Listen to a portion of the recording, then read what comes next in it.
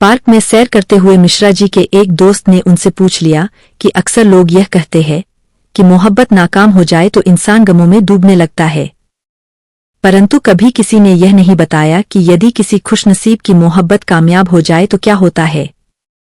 मिश्रा जी ने अपनी खास चुटकी भरी शैली में अपने उस मित्र को समझाते हुए कहा कि यदि मोहब्बत कामयाब हो जाए तो फिर सारी जिंदगी गम आंसू बनकर रास्ता बदल बदल कर निकलते हैं।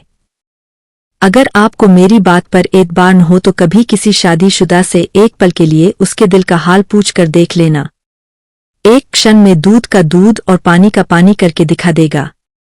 किसी और का क्या, मैं अपने ही बहू बेटे का एक मजेदार किस्सा आपको बताता हूँ। इतना तो आप भी जानते ही हो कि मेरे बेटे ने हमारे लाख मना करने पर भी अपनी मर्जी से दफ्तर में साथ काम करने वाली एक लड़की से शादी की है। कल रात ही दोनों के बीच किसी बात को लेकर जोरदार तकरार हो गई।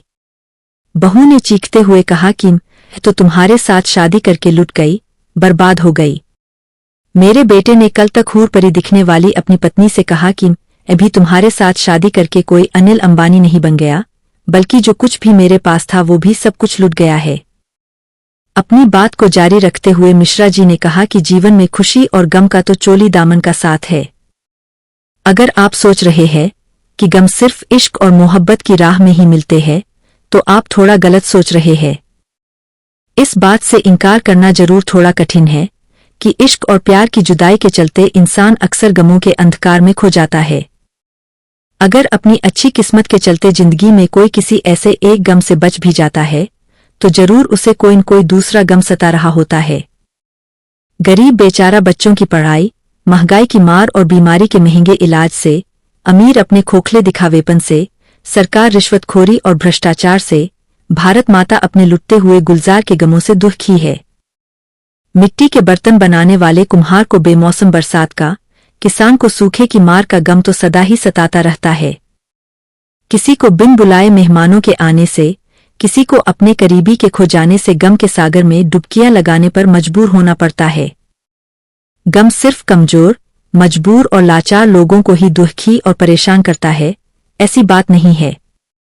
जमाने ने बड़ी बड़ी हस्तियां को भी इस लाइलाज बीमारी के प्रकोप से घबरा कर अक्सर मौत को गले लगाते हुए देखा है। कमरतोड़ महंगाई के गमों से लाचार और बेजार जनता अपने गमों की हाहाकार का दुखड़ा रोए भी तो किसके आगे। देश के नेता कुछ उपकार करने की बजाय सभी हदों को पार करते हुए खुलकर चोरबाजारी और जनता के माल को लूटकर हर देशवासी के गमों में इजाफा कर रहे हैं। सब कुछ जानते हुए भी हमारी सरकार कान में रुई डालकर चैन से सो रही है। लेखक महाशय टूटी हुई पतवार से अपनी जीवन नैया को खींचते हुए चीख चीख कर जमाने के गमों का हाल बयां कर रहे हैं, लेकिन उस बेचारे की चीख दुनिया के बड़े बड़े गमों में न जाने कहां दबकर रह जाती है। चारों ओर छाए हुए गमों के बादलों को देख ऐसा लगने लगा है कि जैसे दुनिया का कोई भी व्यक्ति इनसे नहीं बच पाया। कुछ लोग गमों को हिम्मत से सहने की बजाय मैखानों में नशे का सहारा लेकर गम को भुलाने की नाकाम कोशिश करते हैं। ऐसे लोग खुद को गम से बचाने की बजाय अंधेरी गलियों में भटकते हुए खो जाते हैं। हमारे बुजुर्ग अपने जीवन के तजुर्बे के मद्देनजर यही सीख देते हैं कि जिस प्रकार घर में आई हुई खुशी को अपनों के साथ बांट लिया जाए तो वो दुगनी हो जाती है, ठीक उसी तरह गम कितना भी बड़ा क्यों न हो उसे अपने प्रियजनों के साथ बांटने से यह नामुराद आधा रह जाता है। बुजुर्गों का यह भी मानना है कि इस दुनिया में कोई भी काम मुश्किल नहीं है, इसलिए काम करने से डर कर गम को पालने की जरूरत नहीं होती। कोई भी बड़े से बड़ा ताकतवर इंसान भी दुनिया के सभी काम अकेले नहीं कर सकता। ऐसे में घबरा कर गम को दिल में जगह देने से अच्छा है कि सच्ची लगन से काम करते हुए अपनी सारी उम्मीदें और उसका फल भगवान पर छोड़ दे। कुछ ही समय में आप देखेंगे कि आपकी मंजिल आपके सामने होती है। गमों से घबराने की जगह उनको भूलने के लिए सबसे अच्छा तरीका यही है कि परमात्मा को याद करने के साथ साथ अपने काम में महारत हासिल की जाए। इस तरह इंसान अपने सभी गमों को धीरे धीरे भूलने लगता है। इससे पहले कि गम हमारे अपने ही प्यारे चमन को जलाकर राख कर दे, हमें गुजरे हुए वक्त के हर गम को हंसी खुशी में तब्दील करना होगा।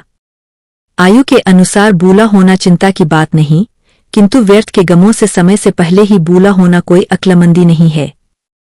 जो कोई सभी गमों को भूलकर विकट परिस्थितियों का हंसी खुशी सामना करता है, जमाना उसे एक जनसाधारण से महावीर बना देता है।